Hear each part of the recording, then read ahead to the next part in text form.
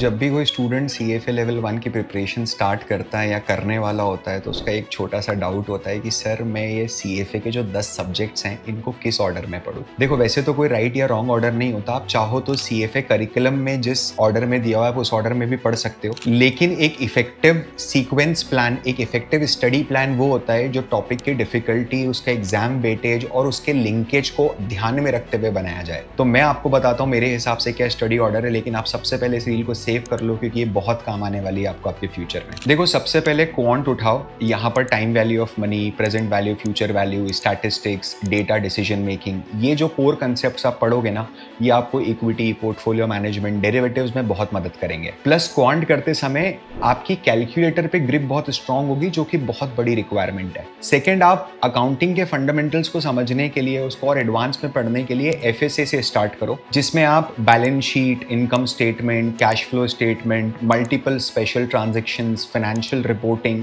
ये सब बहुत अच्छे से सीखोगे और ये आपको आगे हेल्प करेगा इक्विटी, कॉर्पोरेट इश्यूज और पोर्टफोलियो मैनेजमेंट जैसे प्रोफाइल्स में किसी बिजनेस को अच्छे से समझने के लिए। अब चूंकि हमने पहले 2 बड़े टॉपिक्स कंप्लीट करे हैं तो थोड़ा वेरिएशन और खुद को लाइट रखने के लिए आप या तो कॉर्पोरेट इशूअर या फिर अल्टरनेट इन्वेस्टमेंट स्टार्ट कर सकते हो। ये दोनों के बाद एक और बहुत ईजी टॉपिक होता है विच इज इक्विटी इन्वेस्टमेंट्स, वो करो, इससे आपको इक्विटी की बहुत अच्छी अंडरस्टैंडिंग मिलती है। एंड इसके बाद हम स्टार्ट करेंगे फिक्स्ड इनकम। फिक्स्ड इनकम थोड़ा सा टेक्निकल है, यील्ड कर्व, वाईटीएम, कन्वेक्सिटी, ये सब टॉपिक्स शुरुआत में थोड़े डिफिकल्ट लग सकते हैं, लेकिन ये सब्जेक्ट बहुत इंटरेस्टिंग और प्यारा है, आपसे थोड़े से पेशेंस की डिमांड करता है। इसके बाद हम करते हैं पोर्टफोलियो मैनेजमेंट, जो बेसिक्स ऑफ पोर्टफोलियो मैनेजमेंट है, इंट्रोडक्शन है। इसमें जो आपने इक्विटी और फिक्स्ड इनकम में समझा उसका एप्लीकेशन कर सकते हो। फिर आप इकोनॉमिक्स उठा लो, बहुत इंटरेस्टिंग है। माइक्रो के 2 चैप्टर्स हैं, उसके बाद पूरा इकोनॉमिक्स, मैक्रो इकोनॉमिक्स है, जो एक्चुअल में रिक्वायरमेंट है आपको समझने की कि पूरी दुनिया में क्या हो रहा है। जब आपने इक्विटी, फिक्स्ड इनकम और पोर्टफोलियो अच्छे से समझ लिया, इकोनॉमिक्स समझ लिया, इसके बाद डेरिवेटिव्स करो। कंसेप्ट्स थोड़े टेक्निकल लग सकते हैं, लेकिन फ्यूचर्स, ऑप्शन, स्वैप,